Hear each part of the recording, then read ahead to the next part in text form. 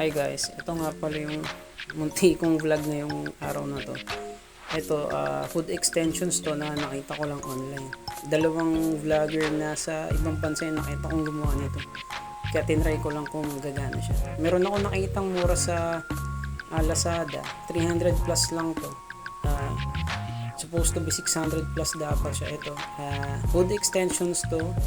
Ang size niya is 3.5 inches kung hindi ako nagkakamali. Tapos, solid naman siya. Maganda naman talaga. Ito, tinanggal ko na yung brake levers tsaka shifting levers. Pati yung uh, bar tape ko mamaya tatanggalin ko. I-reuse ko na lang sa ibang parts. Pero meron akong bagong bar tape na kasama. Hindi ko sure kung gagana to pero didiskartehan ko na lang. Ito siya. Smooth naman siya tsaka maganda. Solid aluminum siya. Mukhang solid talaga to pag nilagay. So, ito. Tatayin na natin. Lalagay natin siyang ilagay ngayon. Itatry ko siyang ilagay kung okay ba to. At ayun na nga. May nalaman ako, may nadiscovery ako. Kaya ito, gagawa ko na lang ng paraan. Maiksi pala talaga yung hood ng Submit corner bar. So ayan, meron siyang konting uwang. So gagawa natin ng paraan. At yung naisip kong paraan na yung luma kong handlebar yan. Mukhang sukat naman to. Yan yung kailangan kong lagyan ng puwang. So mamanualin ko tong lagariin. Buti may lagaring bakal ako na nakatabi. So sa lahat ng gustong mag hood extensions, ayan katayo. Sukat naman siya. Yan naka submit corner bar, kakailanganin yun ng ganito. Kung meron kayong extrang handlebar, puputulin nyo lang siya ito. Medyo nahihirapan ako kasi naka one hand lang ako eh. Pero kung makikita nyo, ayan, sukat naman siya. Okay naman, smooth naman siya. Ayan. So, titignan natin kung maglalak.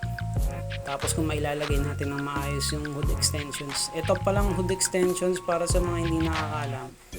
Added comfort, ayan, kagaya nyo. Parang kang naka-drop bar na naka-gravel. Ayan. So, okay naman yung una. Kasi yung pangalawa, turns out, medyo mali ako ng putol. Natabaan. Putol na lang ako mamaya ulit.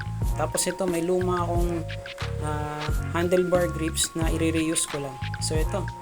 So, ilagay na natin kasama nung metal bar ends ko na Meroka. Nabili ko lang din siya online. So, ito. 1, 2, oh. Ayan na. So, ayan. Metal bar ends na Meroka. Hindi ko pa nalalak. Nilagyan ko rin ng bell. Ayan. So, ayan na siya pagka natapos. Nilak ko na yan. Wala pa akong bar tape na nilalagay. Nakalagay na rin ako ng isa pang parang sabihin na natin spacer siya in between ng handlebar ko tsaka hood extensions. Nailak ko na rin sila, so goods naman. Ito yung luma ko rin na handlebar grips, lalagay ko dyan para added comfort, para pag binar tape ko mas okay siya.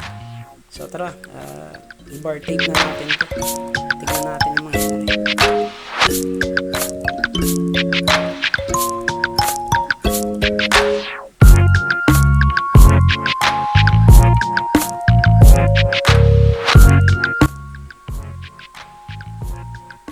So ayun, tapos na akong mag bar tape at ito nga yung kinalabasan.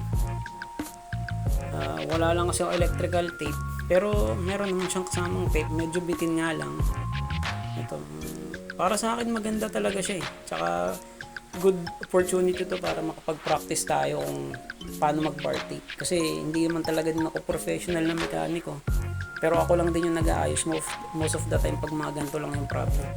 Hindi ko na dinadala sa bike shop para iwas gastos na din tsaka para matuto ako mag bar tape. Pero ayan, maganda talaga siya kasi yung hood extensions para sa mga hindi nakakaalam, added comfort yun para sa pang araw-araw na commuting kasi commuter ako gamit yung bike ko.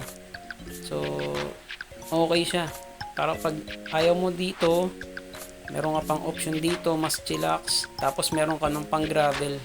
Ayan, mas stable pero medyo aggressive. Pero pag ayaw mo, pwede kang humawak dun sa hoods. Or, ayan, pwedeng hoods, pwede kang kumapit dyan, or pwede pa dito. Ayan.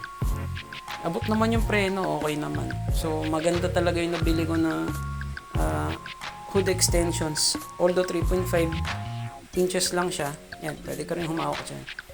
Ayan, yung lalagyan ako ng flashlight na hindi ko pa nakabit yung flashlight din.